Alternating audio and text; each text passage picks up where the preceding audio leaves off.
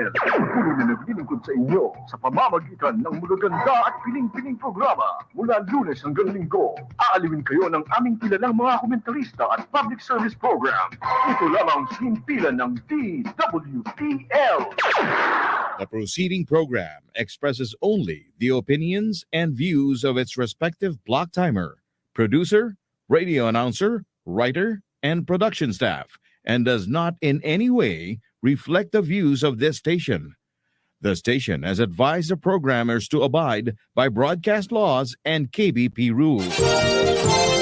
Lingkod ng Bayan, kaagapay ng mamamayan. Ang programang maglilingkod sa sambayanan, katuwang ang ating mga public servants. Lingkod ng Bayan, kaagapay ng mamamayan. Kasama ang inyong lingkod, si Flory Gabitan, tuwing Martes, alas 12 hanggang alauna ng hapon, dito lamang sa DWBL 1242 sa inyong talapitan. Burger, ang burger ng bayan. Burger na buy one take one na may libo-libo ng franchise holders sa iba't ibang bahagi ng Pilipinas. Owned and operated by Mr. and Mrs. Joseph and Vicky Mojica. Angel's Burger, ang burger ng bayan. PharmaServe Express. As a specialized service provider, they are totally dedicated to the life sciences with expertise and experience in handling biothermals, such as vaccines and blood products. They offers customized service solutions. They designed to recommend the most efficient approach as possible. They are your medical cold chain logistics management specialist. PharmaServe Express is located at Hill Fernando Avenue, San Roque, Marikina City, and is headed by Mr. Dre Perez, President, and Ms. Ana Teresa Esada, Executive Officer.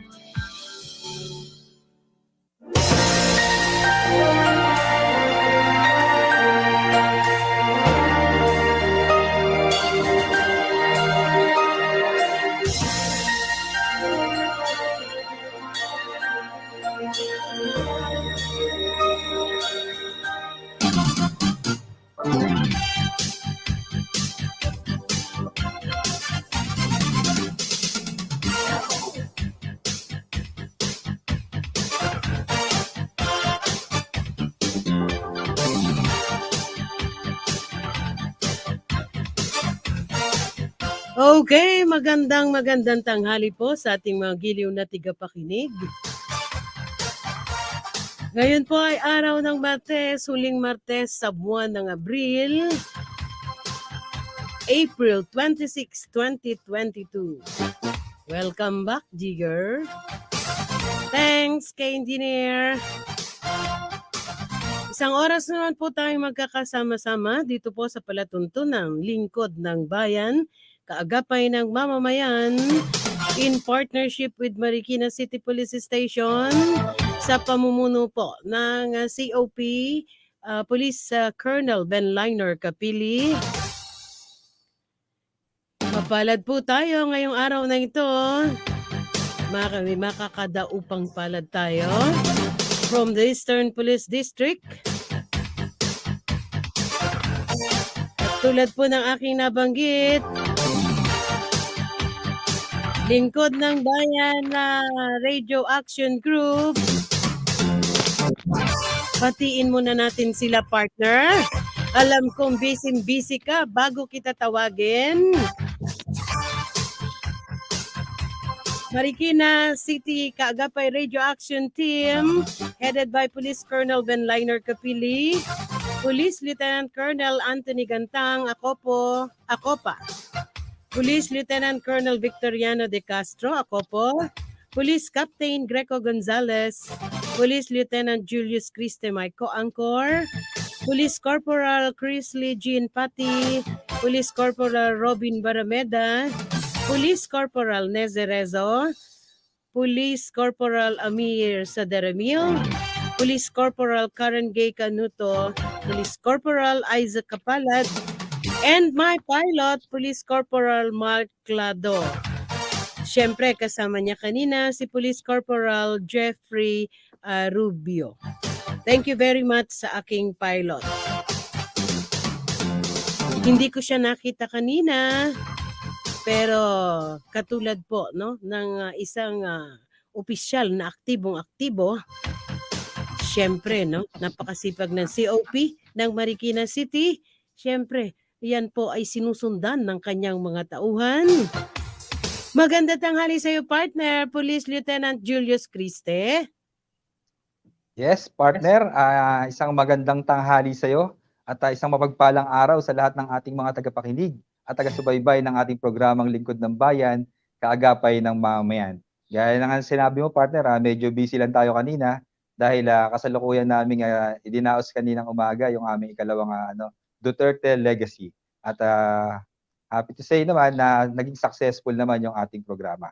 Kaya gaya ng sinabi mo, partner, muli na naman tayong may makakapiling na panauhin, no? Isa na namang tunay na lingkod ng bayan at isang magaling at iniidolo nating pulis mula sa Silangan Distrito sa ating Eastern Police District. Ayan, gaya nga partner ng palagian natin sinasabi, bago tayo magpatuloy, syempre batiin muna natin ang ating minamahal na ama ng Pambansang Pulisya ng Pilipinas. Kay Police General Leonardo B. Carlos, sir, at sa aming ama ng National Capital Region Police Office, Police Major General Felipe Natividad, at sa aming napakasipag at walang pagod na ama ng Silangan Distrito, kay Police Brigadier General Orlando Oyebra Jr., sir.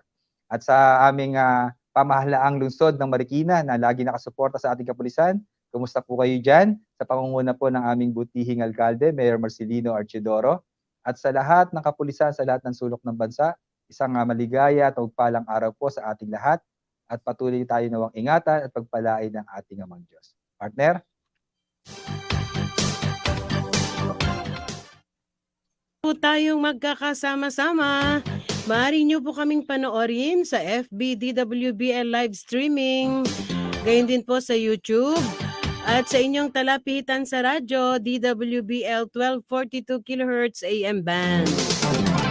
Again, maraming salamat po sa tanggapan ni Attorney Eric Valero. Meron na naman po kayong napaligayang pamilya.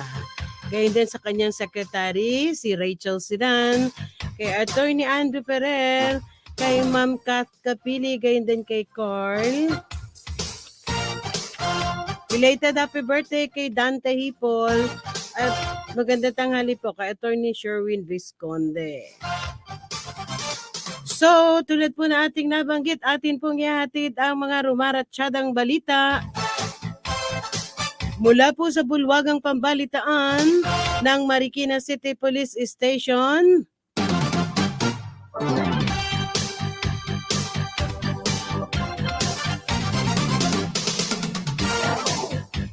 Top 6 sa most wanted person ng Marikina PNP. Arestado ang detalye. Ihatid mo, Kaagapay Robin. Nasa kote ang top 6 sa most wanted person ng Marikina PNP matapos ang pinaigting na operasyon ng Station Warrant and Subpoena Section na pinangunahan ni Police Lieutenant Michael Danao. Naganap ang naturang operasyon sa kahabaan ng Chanyungco Street, Barangay Santa Elena, Marikina City, pasado alas 11 ng umaga noong ika-19 ng Abril taong kasalukuyan. Inaresto ang suspect sa bisa ng warrant of arrest na inisyu ng Marikina Family Court, Branch 7, sa kasong 2 counts of qualified statutory rape. Kinilala ang suspect na si Romel de la Cruz alias Mel, 39 na taong gulang at kasalukuyang naninirahan sa Binangonan, Rizal. Kasalukuyan namang nakapitang naturang suspect sa Marikina Custodial Facility. Yan ang ulat, Kaagapay Robin Barameda.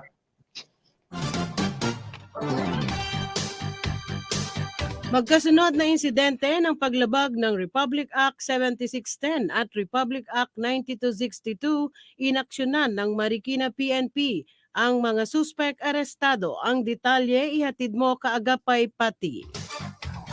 Arestado sa unang insidente noong ika-19 ng Abril taong kasalukuyan ang suspect na kinilalang si Jerry D. Guzman, 54 na taong gulang, may asawa at walang trabaho matapos ireklamo ng biktimang minor de edad na itatago sa pangalang DG ng pananakit. Ayon sa biktima, matutulog na sana ito nang dumating ang lasing na suspect sa kanilang tirahan at walang ano-ano'y tinadyakan ito sa kanyang kaliwang hita, dahilan upang magtamo ito ng mga pasa. Nasaksihan ito ng biktima na siya namang agad tumawag ng tulong sa mga barangay tanod at tauhan ng Substation 4 ng Marikina PNP. Naharap ngayon sa kasong paglabag sa Republic Act 7610 ang nasabing suspect. Samantala, sa pangalawang insidente naman noong ika-21 ng Abril taong kasalukuyan, arestado at ngayon ay nahaharap sa kasong paglabag sa Republic Act 9262 ang suspect na si Louie Boy Hakla, 26 na taong gulang, matapos ireklamo ng pananakit ng kanyang kinakasama. Agarang nagsumbong ang biktima sa tanggapan ng Parang Police Substation kung saan ay agad din itong inaksyonan. Kasalukuyang nakapiit ang nasabing suspect sa Marikina City Police Station Custodial Facility. Yan ang ulat, ito si Kaagapay Chris Pati. Dalawang tulak kabilang ang isang menor de edad na aresto sa pinaigting na anti-drug operation ng Marikina SDEU. Ang detalye, ihatid mo Kaagapay Robin. Matagumpay na naaresto ng Marikina Station Drug Enforcement Unit sa pangunguna ni Police Lieutenant Antonio Bolois Jr. ang dalawang sospek sa pagtutulak ng illegal na droga kabilang na ang isang menor de edad sa kahabaan ng Libis Creek, Barangay Concepcion 1, Marikina City, pasado alas 6 ng gabi noong ika-23 ng Abril taong kasalukuyan. Ayon sa report, nagpanggap umano ang isang pulis ng isang kosher buyer at positibong napagbilan ng mga sospek ng ipinagbabawal na droga. Dito na inaresto ang naturang sospek na kalaunay kinilalang sina Jonas Isaac Josep alias Jonas, 20 taong gulang at isang minor de edad na itago na lang natin sa pangalang alias Aga, 16 na taong gulang. Na-recover sa kanilang pangangalaga ang tinatayang 2 gramo ng ipinagbabawal na droga o shabu na may DDB value na higit sa 13,000 piso. Nakasalukuyan namang nakapit ang suspect sa Marikina Custodial Facility habang ang naturang minor de edad naman ay nakaditine sa CSWD. Yan ang ulat, Kaagapay Robin Barmeda. Oplan Bandilyo, anunsyo publiko. Ihatid mo Kaagapay Pati. Isang paalala po para sa kaligtasan ng lahat para maiwasan ang anumang uri ng krimen at karahasan na maaring mangyari sa loob at labas ng ating mga tahanan. Maging alerto, mapagmatsyag, mapanuri sa ating kapaligiran upang maiwasan na maging biktima gaya ng mga sumusunod. Akyat bahay, snatching, budol-budol, salisi, karnaping, basag kotse at anumang modus ng mga taong nagbabalak ng masama. Narito po ang mga pamamaraan kung paano makipag-ugnayan sa ating kapulisan dito sa syudad ng Marikina. Maaari pong tumawag sa mga sumusunod na numero. Para sa ating Tactical Operations Center, maaari pong tumawag sa teleponong 646-1631 o di kaya sa mga numerong 0927-968-4311 para sa Globe, 0921-301-6965 para naman sa Smart. I-dial naman po ang 161 para sa Emergency Medical Services at 646-0427 para sa ating Bureau of Fire. Ito ang inyong Kaagapay, Chris Pati. Ang mga balitang yan ay handog sa atin ng Angel's Burger at ng Pharmaserve.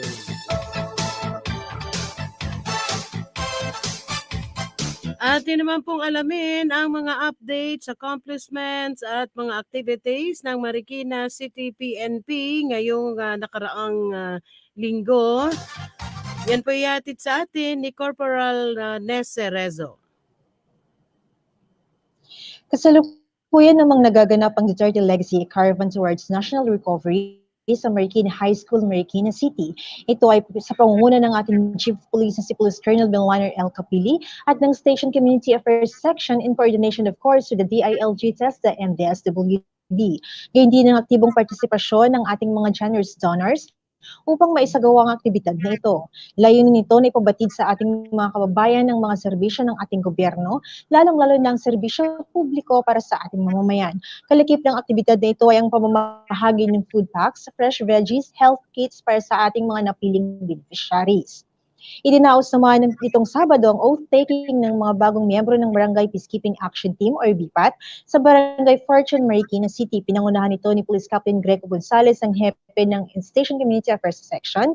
Ang mga karagdagang miyembro ay makakasama ng ating kapulisan sa pagpapanatili ng katahimikan at kapayapaan sa ating lugar na nasasakupan. Patuloy naman ang pagsasagawa ng isa sa mga best practices ng ating istasyon ay ang weekly interfaith meeting sa mga MCPS personnel na kung saan ito ay pinangungunahan ng ating mga faith-based advocacy group at ng ating Marikina CPS Council of Pastors. Nitong Sabado lamang April 23, nagsagawa ng Philippine Red Cross Marikina Chapter Blood Service ng isang citywide mass blood donation upang ipagdiwang ang 75th anniversary ng Philippine Red Cross na kung saan nakibahagi ang kapulisan ng Marikina. Nagsanipuwersa naman ng Station Community Affairs Section at mga miyembro ng La Liga Marikina sa isang outreach activity na ginanap sa Home for the Aged Luwalhati, Marikina, Maynila. Namahagi ang nasabing grupo ng mga food packs at mga damit at iba pang basic needs para sa ating mga lolo at lola. Gayun din ang patuloy na isinasagawang community outreach ng ating stasyon sa pangunguna ng ESCAS personnel na kung saan ay patuloy ang pamimigay nila ng mga food packs, fresh veggies para sa ating mga tricycle drivers, street sweepers at iba pa. Nanguna naman ang test the personnel sa isang livelihood training para sa mga benepisyaryo ng Marikina CPS kung saan sila ay tinuruan sa paggawa ng sabon na maaari nilang gawin sa kanilang tahanan bilang dagdag pangkabuhayan. Puspusan naman ang ginagawang coordination at collaboration ng ating hepe ng pulisya sa mga government at private agencies bilang paghahanda sa nalalapit na eleksyon 2022. Kasalukuyan naman ang ginagawang training on motivational interviewing ng ating mga PNP at BADAC focal persons ng drug clearing operations kasama ang PDEA na nagaganap ngayon sa Tagaytay City. At yan ang accomplishments, plans, and programs na nagdaang linggo. Ito po ang inyong kaagapay, Nestle Cerezo.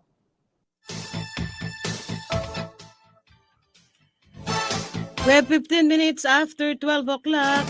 Maraming salamat sa ating mga reporters.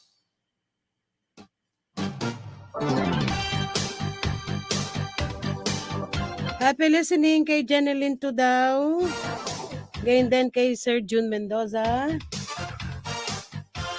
Sa ating The Action Man. Kay Ray Granded. Gayon din kay Buddy. Kay Vice Vicky Caluzan. At kay Rain, sa napaka-athletic na secretary ni COP, ni Police Colonel Benliner Capili. Rain, sooner, no? Intayin kita. Meron palang, merong ika nga ay napakagaling itong batang to sa badminton. So, after po nito, atin na pong ipiplay ang AVP ng Eastern Police District under the office of the District Director kay General Yebra.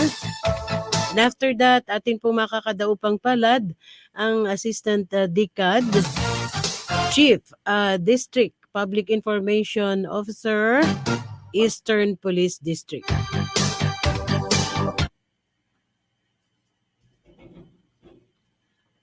Dekada 80, ang WBL patuloy na naglilingkod sa inyo sa pamamagitan ng magaganda at piling-piling programa. Mula Lunes hanggang Linggo, aaliwin kayo ng aming kilalang mga komentarista at public service program. Ito lamang sinimpilan ng DWBL.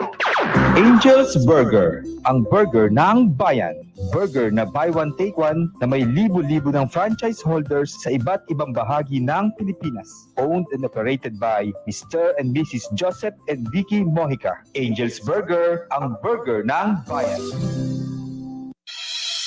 PharmaServe Express. As a specialized service provider, they are totally dedicated to the life sciences with expertise and experience in handling biothermals such as vaccines and blood products. They offers customized service solutions. They designed to recommend the most efficient approach as possible. They are your medical cold chain logistics management specialist. PharmaServe Express is located at Hill Fernando Avenue, San Roque, Marikina City, and is headed by Mr. Dre Perez, President, and Ms. Ana Teresa Esada, Executive Officer.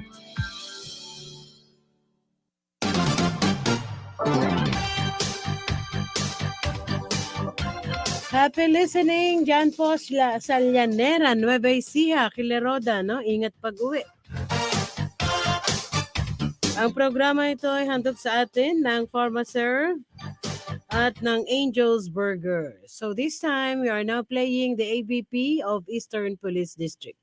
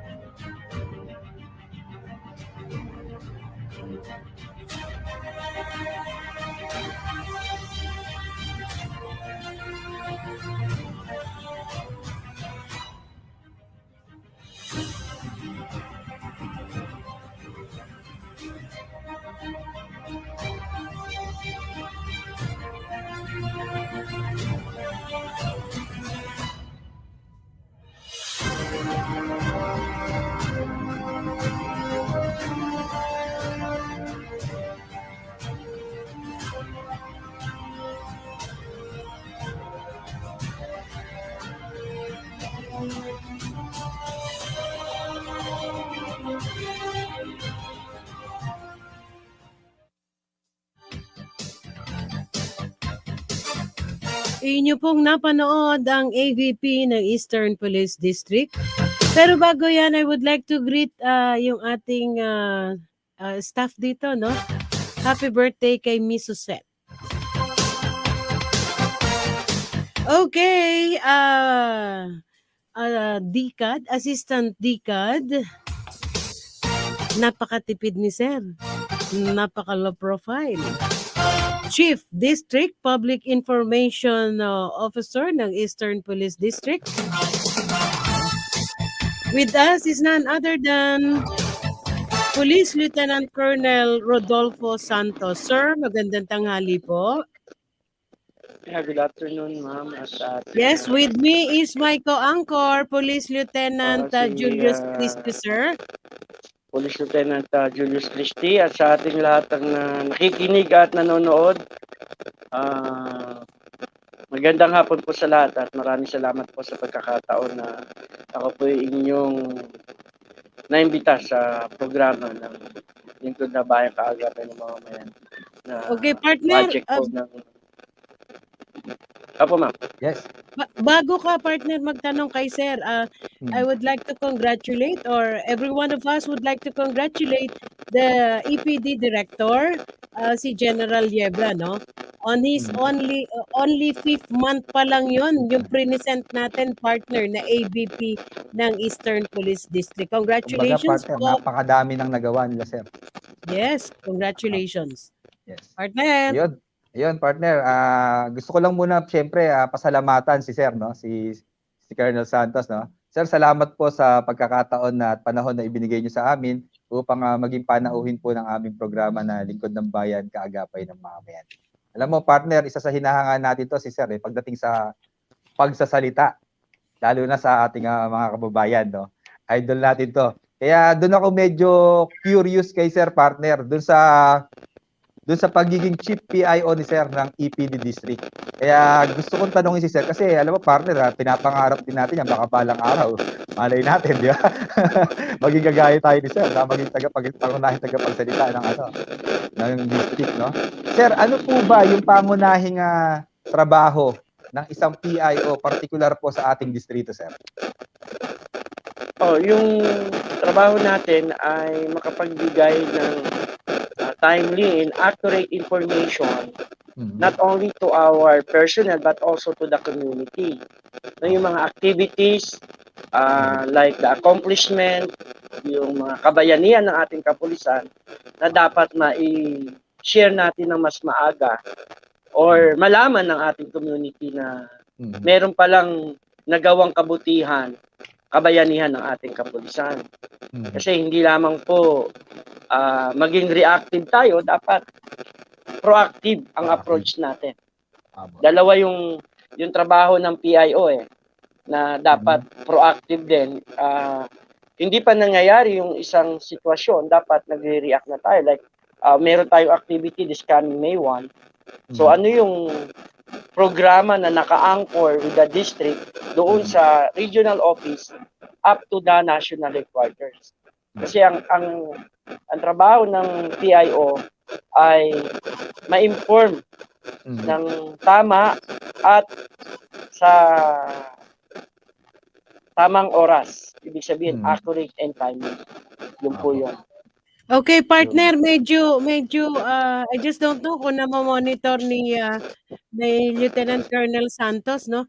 Medyo crackling, nagka-crack yung kanyang sound. Audio, baka malayo yung aking Yeah, ma'am, maliwanag na. Ayan, go ahead sir, go ahead. Malinis na po. Ayan Go po. ahead. Opo, bali ang trabaho nga po ng PIO, ulitin ko lang po, kailangan maging proactive and reactive po kami. Meaning, yung lahat po ng information dapat maibigay namin ng timely and accurate. Kasi hindi po pwede dito na magbigay ka ng information na hindi totoo. Siyempre po, mapupulaan po, hindi lamang po ang Eastern Police District, but the entire PNP. No, like what happened last Saturday, when 2 police officers responded doon sa nagtumalon na bata dyan sa Ilog Pasig. So immediately, nakapagbigay tayo ng information through cyberspace or what we call yung ating Facebook account. Ngayon, mga social media, mga ganon.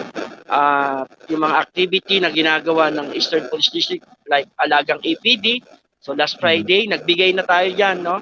May mga gumraduate na or salamat kapatid ang binigay ng ating district director. Yung pagkilala doon sa mga police na na-reach na nila yung compulsory retirement nila.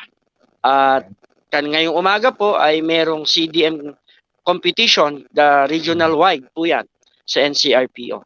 At bago nga tayo umattend ngayong tanghali ay umattend din po tayo ng meeting with R5 para sa preparation doon sa Duterte Legacy. At nai-report ko na rin po sa R5, ang Marikina po ay nakapag-advance na ng kanilang activity ngayong araw ng Duterte Legacy and yes, sir.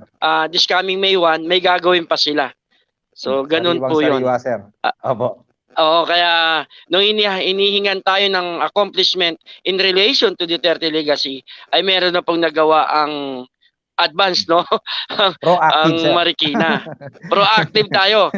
Kasi nga po, ito yung kagandahan na merong ugnayan, no? Yung ugnayan not only to the community but also to the media like ni Ma'am Flory na tinutulungan tayo. Maibahagi natin yung ating mga accomplishment. Ngayon, nakita ko nga na merong reporting na ginagawa. Pwede namin i-adapt yan sa district. Na kumuha rin kami by station na magkaroon din kami. Actually, meron din po akong other radio program na AM radio din po. Pero yung po ay sa kabilang station. So, nung sinabi ko nga na nabanggit na rin kasi sa akin to ni Sir Capili na meron nga kayong radio program. At napakaganda kasi radio nationwide po kasi yung radio natin. At naririnig po yan ng ibang mga mamamayan natin sa buong Pilipinas. And not only the Tama po. Philippines, but also to the entire world ba? Kasi meron tayong social Live stream, media. sir. So, yes. At Yun. napakita rin po doon yung kanina doon sa ABP ni District Director, yung YouTube vlogger po. Nung hinawakan natin yan, ay 72 subscriber pa lang po. And nung naging bahagi po tayo ng District PIO, na-encourage natin yung ibang mga kaibigan natin sa social media na i-subscribe. Kaya almost 700 plus na. So, Wow. ganun po Ganun yung kalaki- nagawa Sir, natin. ganun kalakas yung Oo. charisma mo, sir. Ganun kalakas yung charisma mo. So, sir. we encourage them. We encourage them to help our EPD team Pamamarisan Vlogger. Sabi nga namin, yung shout out namin sa Eastern Police District, kakampi mo sa Silangan, Team Pamamarisan. Yeah. So yun Alam yung mo- ano namin. Alam mo, partner, tama si Sir. Napakahalaga at napakaganda talaga na lahat ng mga impormasyon ay maiparating natin sa ating mga kabayan para makita nila kung ano talaga yung ginagawa at naipapakita ng ating mga kapalisan para sa ating komunidad, no? At Oo, with that, like sir, what talagang saludo like talaga what- kami sa inyo dyan, sir. Partner, like what happened in Marikina, no? Na masyadong masyadong active yung Chief of Police ng Marikina City. In fact, having a tie-up with us, the Lingkod ng Bayan, ano? Hindi lang pang Marikina, para sa pangkalahatang kapulisan natin. I-share, Tama. no? At saka nasa showcase natin dito, partner, from the very start naman, kumukuha tayo ng mga guests from other police station, di ba? At saka hindi Kaya lang mga nga- kapulisan yung ating mga nagiging guests, from different government agencies din yung ating mga nagiging panauhin. Okay. So, balikan natin si Colonel Yes, Santos. partner, ano? may kasunod akong question kay Sir. Go Sir, ahead, go. bilang pangunahing tagapagsalita po, Sir, ng kapulisan natin sa Silangan Distrito, Sir, kumusta po ang ating kapulisan generally po sa EPD? At saka, ikwento niyo naman po, Sir, yung mga accomplishment rating ng ating distrito sa buong NCRPO. Dahil kung hindi po ako nagkakamali, Sir, parang ilang buwan na po tayong nagna-number 1. Tama po ba, Sir? Yes, nasa Grand Slam stage tayo. Uy, No, back to back to back, Sir. monthly, from January to February, we are number 1 in our unit performance evaluation rating. No? Yung UPER, na nire-rate po yan ng National Capital Regional Police Office na nag-number 1 po. Yan po ay sa inisyatiba po ng ating District Director at ng lahat ng Chief of Police po ng Pamamarisan, yung Pasig, Marikina, Mandaluyong, and San Juan. At yung lahat po ng personnel natin. At hindi lamang po yon dahil nga po maging sa Financial Literacy Seminar, no, nag-initiative na rin po ang ating District Director dahil nga may mga na-involve tayong personnel na hindi naman dapat, no, yung kagaya yung sa online sabong, tinulungan na natin sila na dapat matuto silang mag-ipon on the godly way, no? Kung tawagin nila nga prosperity formula. Tinuturuan po sila. Umiikot po kami, kasama po ang International Marketing Group na siya pong libre nagtuturo sa lahat ng distrito. At ganun din naman yung ating squad weekly interactive meeting, yung Bible study na weekly na ginagawa ng buong Eastern Police District personnel. Ano po yung output nito? Yung sabi nga po, ang isang bagay na hindi mo mabibilang ay hindi mo masusukat. Ibig sabihin, kung merong ginagawang, ang tawag ko kasi nila dito before is moral recovery.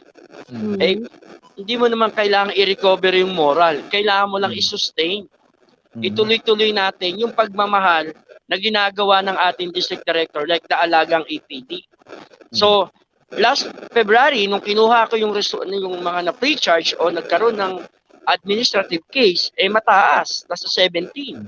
Pagdating ng March, ay 14 na lang. Itong April, ay 6. Sabi ko, loobin ng Diyos, mas mababa pa. Sa 6 na nagkaroon ng administrative case, 3 ang nagkaroon ng penalty nitong for the month of April. Meaning effective yung ginagawa ng ating mga life coaches. Yung sekreto, sir, bakit bumaba yung bilang, ano? Ibig sabihin po, naniniwala na po sila dun sa yung Squad Weekly Interactive Meeting. Ito po yung pag-uusap ng mga life coaches every week na tinuturuan din po silang manalangin ng ating mga pulis. Kung may problema, ikwento. Ibig sabihin, hindi mo kailangang sarilinin ang problema mo. Kaya nga po yung squad. Halimbawa, hindi ka na pumapasok, tatanungin ka na, o bakit ka hindi pumapasok? May problema po ako, wala ho akong pera. Kailangan magkaroon ka ng other source of income. Diba? Kailangan Kumbaga, sir, ipanalangin ang problema. Napapalakas, sir, natin sige. yung spiritual aspect, sir, ng mga kapulisan natin through our live stream natin.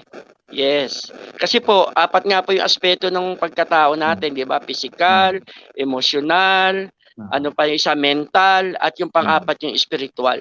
Kasi dapat balance siya.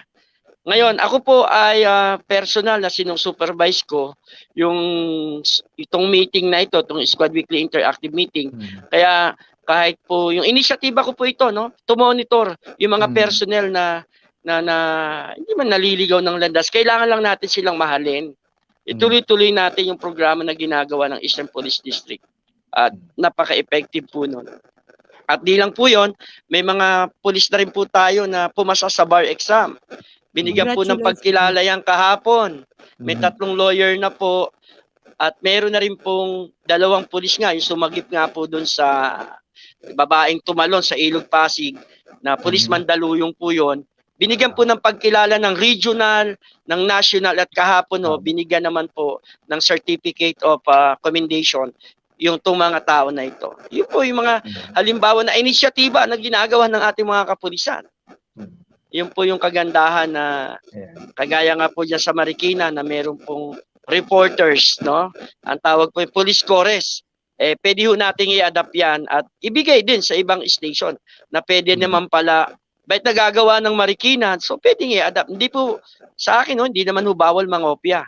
Kung ang kokopyahin mo naman para sa ikauunlad ng ating organisasyon at ng mamamayan. Exactly. Yung po yun, sir. Ganda nun, sir.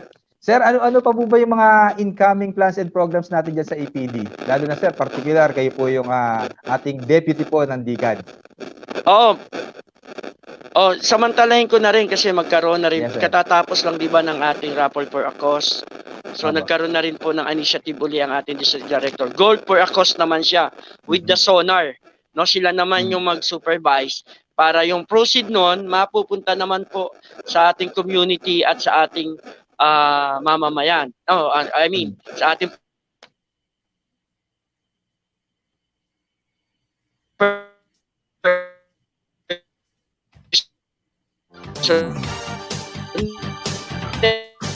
medyo no? Choppy. Signal ni sir, please.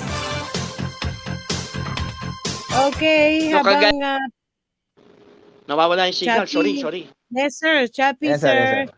Go ahead, Ma'am, sir. nawawala yung signal. Opo, pasensya na. Sa Marikina, may nakita kasi akong report na binigay parang alagang kapatid din po yung approach nila. Yung mga personnel nila ay binibigyan din ng financial assistance ni COP.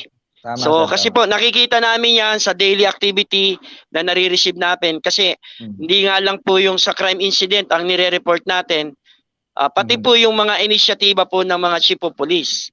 At inire-report po yan, nakakarating po yan kay district director na may mga ganong activity po ang bawat. Kasi may pakanya-kanya pong pangangailangang financial po halimbawa ay nabigyan po ng pagkakataon na makarating po yung tulong para sa ating mga kapulisan. Alam mo, Colonel yun po Santos, yung- partner, makabat in Sige, partner. yung sinabi ni sir na katulad na sa Marikina, yung alagang APD, alagang COP din tulad ng sinabi ni sir kanina, yung financial na tulong sa ating mga kapulisan. Alam niyo, Lieutenant Colonel Santos, napakalaking bagay po kasi na yung mga higher heads natin ay nagpaparamdam talaga ng malasakit sa kanyang mga tauhan. And that is one reason why nagkakaroon po ng unity kahit saang lugar o sa anumang samahan kapag yung pinakapuno ay may malasakit sa kanyang mga tauhan, 100% expect natin yung balik nito ay may malasakit din sa kanila. Tama ba ako, Colonel Santos? Opo, yun nga po. Inspire Ang sila pagtulong naman nga po pagtulong po ng ating mga leader down to the lower rank ay Yes. na-appreciate po yan ng ating mga personnel. Na Ang tawag kaya po namin dyan, high moral. Bagay na na-inspired, nakapagpapataas ng no? moral sa mga tao po natin. Yan, yan yung ating mga nakikita po na positibo resulta ng ginagawa nilang pagtulong sa ating mga kapulisan. Ayan. Yun po yun. Sir, matanong ko naman po, total, nalalapit na po yung pagdating ng araw ng halalan, sir, no? Sir, gaano na po kahanda ang ating kapulisan sa Eastern Police District sa darating na halalan, sir? Simula nung i-declare na nga yung election period, makita nyo po maya't maya na ang checkpoint po ng buong Eastern Police District. Ako nga po, pag ako ay duty po ng weekend at natapat po, dahil taga-Antipolo lang ho tayo, pagbaba ko, Marikina ho agad ang pinupuntahan ko. Abot po ako niyan hanggang doon sa boundary ng Fortune, dyan sa substation dyan. So nakita ko na pag sinabing checkpoint, talagang they are ready na. At may ready deployment na rin po at may preparation na po yung joint ng AFP, PNP and the COMELEC dito sa Eastern Police District.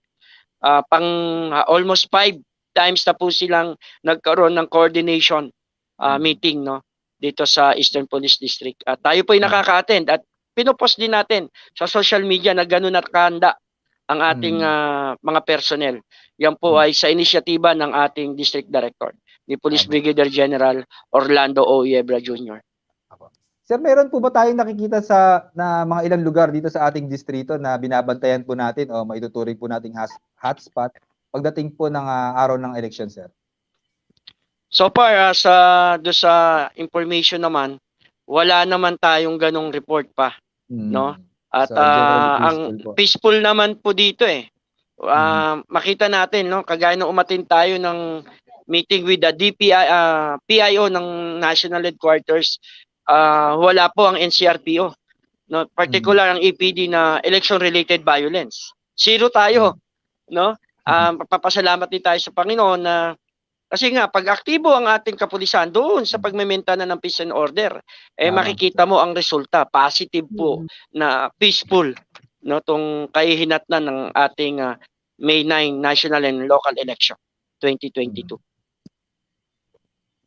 Partner, baka may gusto kang itanong pa kay sir? Okay.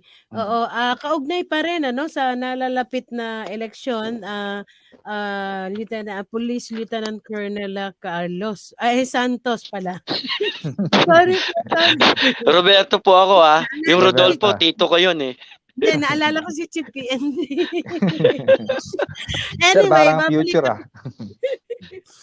Kasi pinakikinggan kita, partner parang pinakikinggan mo si Sir kanina regarding being PIO. Parang you're dreaming of being one, Pero Hindi balik naman, mo na partner, ako dun. Nag-aaral ka na, mag-PIO. Hindi, balikan natin si Sir, kaugnay dito, nabanggit nyo kanina na how many days more to go? We have already siguro number na lang ng days to go and election day will come.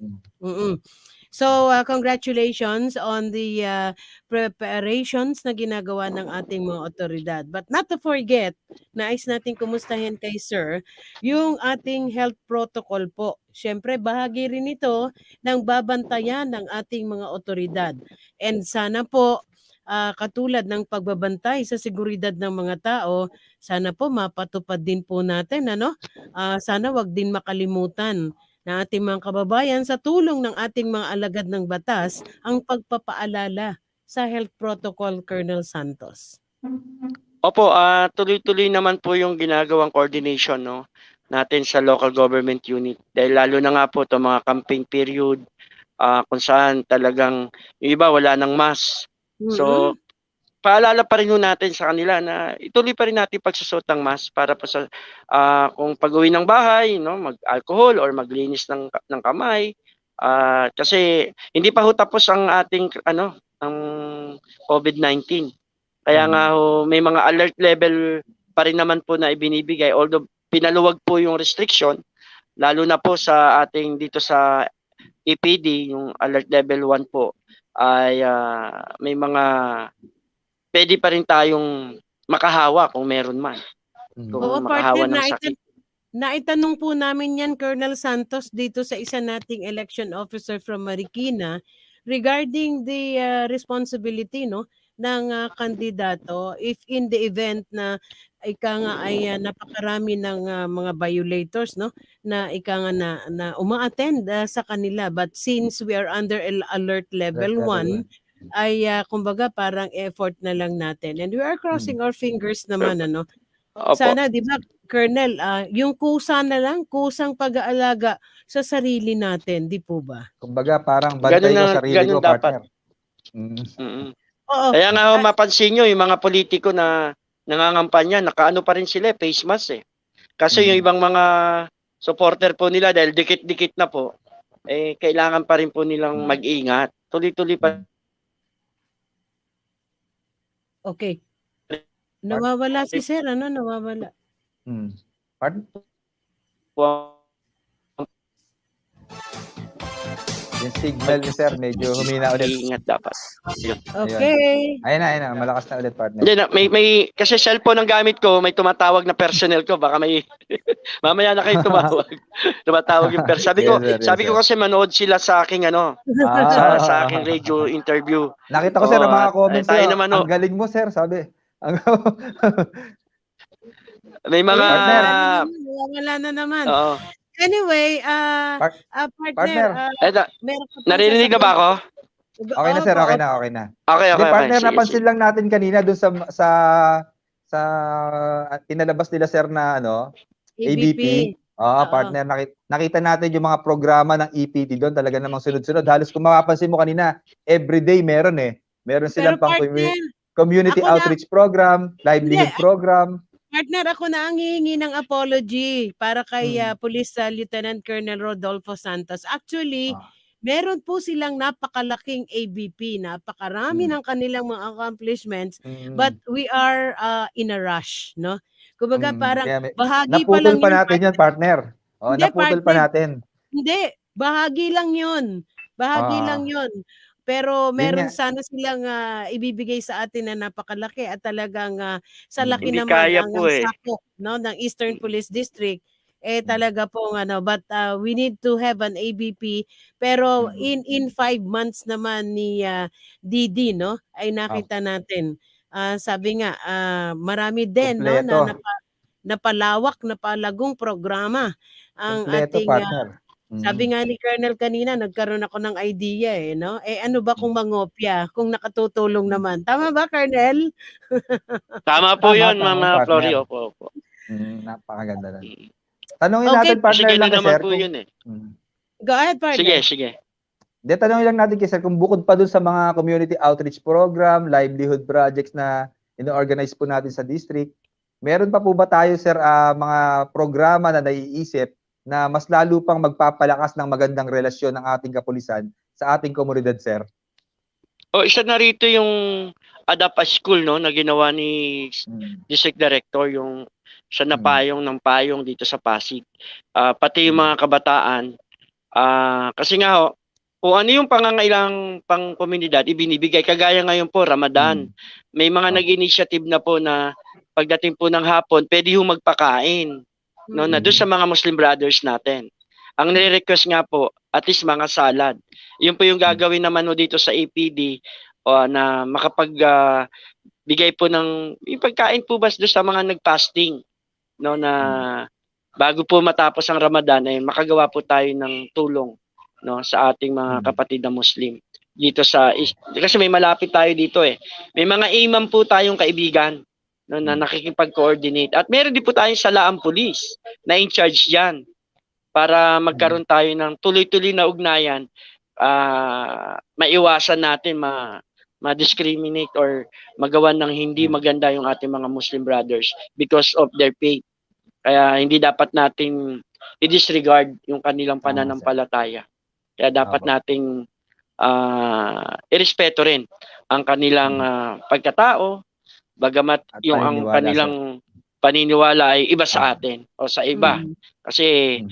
sabi nga sa biblical perspective, kailangan natin mahalin at irespeto ang bawat isa. Mhm. Yun po yun.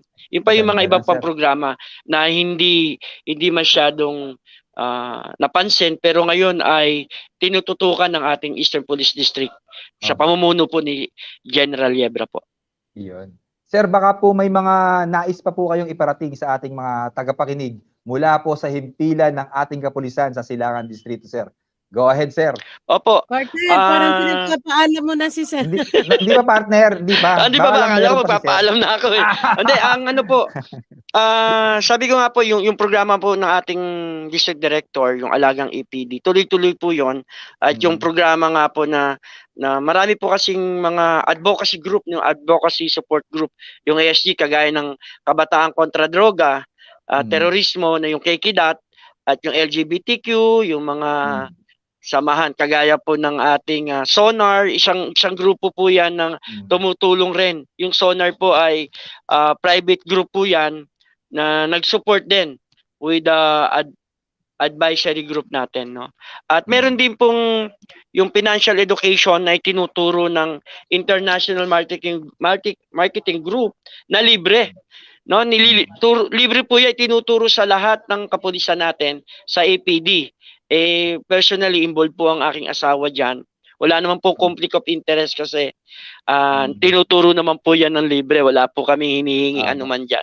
At tayo rin po, kasi nga po yung prosperity formula doon sa paggastos na yung 10 and 20 and 70% ng salary mo, dapat maayos siya para hindi ka mag-fall. Kasi sabi nga po, ihapyaw ko lang, there are two ifs in our life. What if kinuha ka ng maaga ng Panginoon, and what if humaba buhay mo?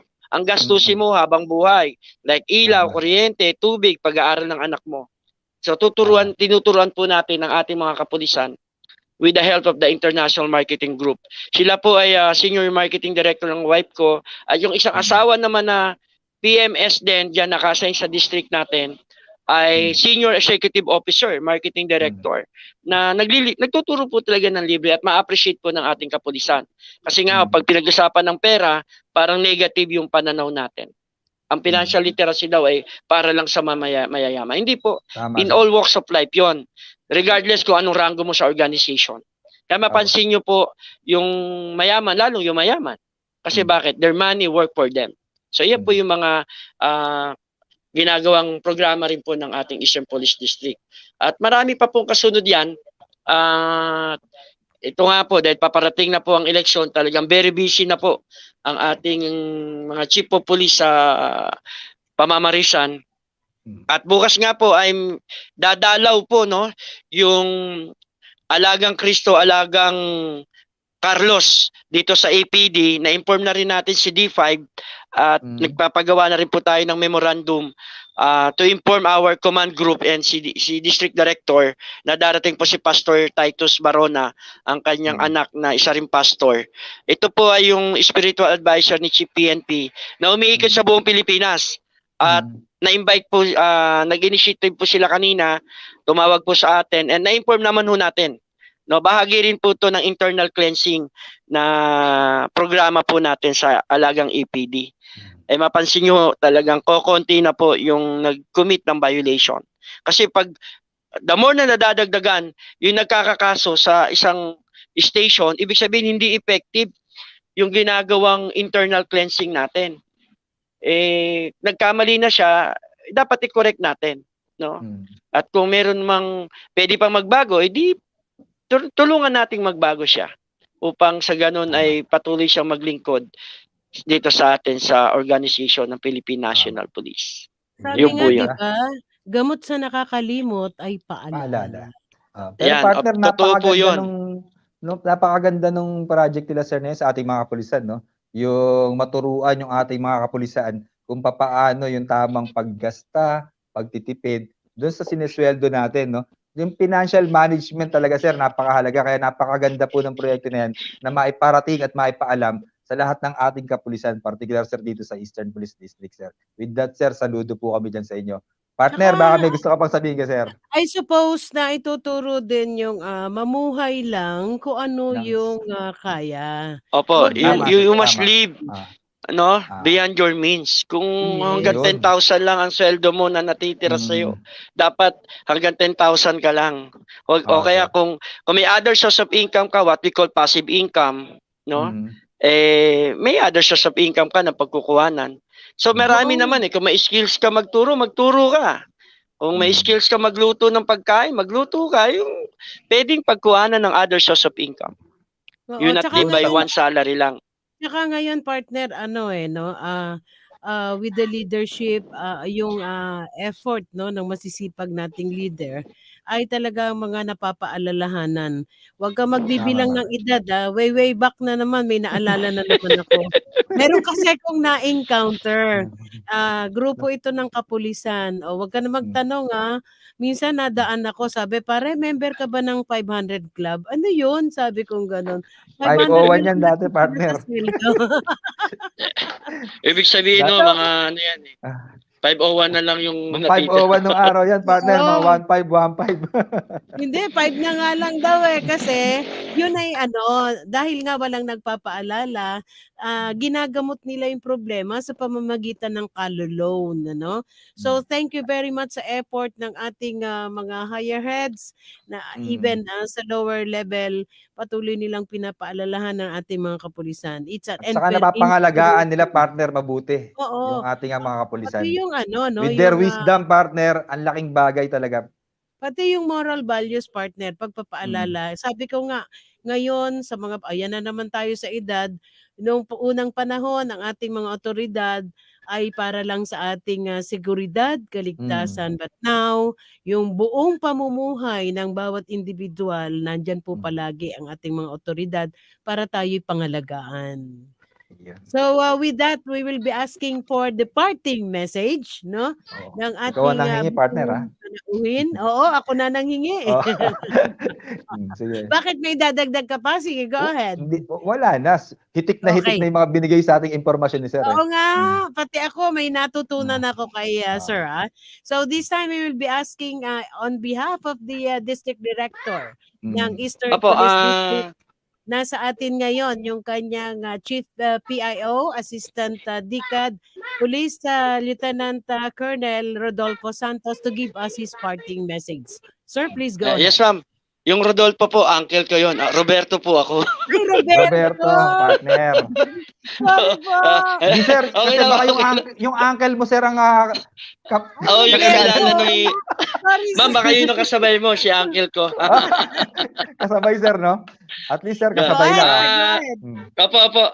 Sa ating pong Chief PNP kay Police General Leonardo Carlos at sa ating pong Regional Director, Police Major General Felipe R. Natividad at sa amin pong District Director, Police Brigadier General Orlando Oyebia Jr. at sa aming Chief ng aming DCAD, Police Lieutenant Reynan D. Patam at ang inyong pong lingkod, Police Lieutenant Colonel Roberto Santos. Ay nagpapasalamat po sa pagkakataon na nabigay niyo po sa amin na maipahayag sa ating mamamayan ang mga nagawa at gagawin pa ng mga taga Eastern Police District. Sabi nga po ng isang broadcaster na lagi ko rin ginagamit, ang paggawa po ng mabuti ay hindi magbubunga ng masama yan, kahit isang araw lang. Muli po, maraming salamat at pagpalaing tayo ng Diyos sa umaga. Sabi ko sa iyo, Thank you partner, po. napakagaling yan si Colonel Santos Sir, sabi So po once karangalan, again, maraming thank you salamat very po. much po kay Police Lieutenant Colonel Roberto Santos. Tumama din ako. Baka Rodolfo na naman yan, Partner, partner. ilang segundo na lamang. Partner, Thank you pabatiin very mo much, naman ako sir. kasi kailangan kong bumati ngayon, partner Go ahead.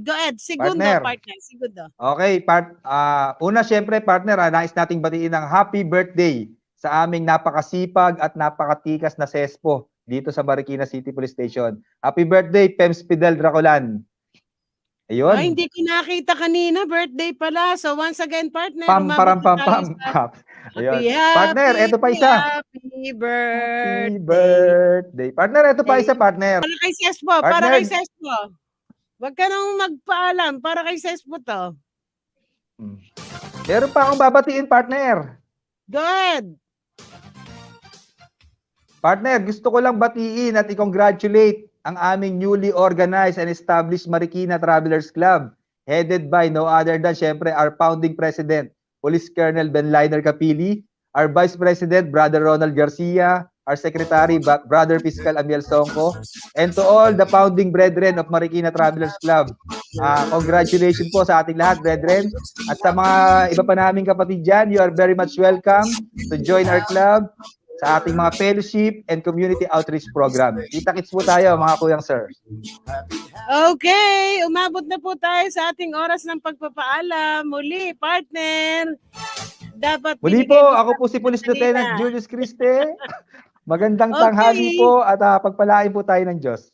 Ito pa rin po inyo abang lingkod, Flory Gabitan. Magkarinigan po tayo muli sa darating Martes. Magandang hapon, Bansang Pilipinas. The preceding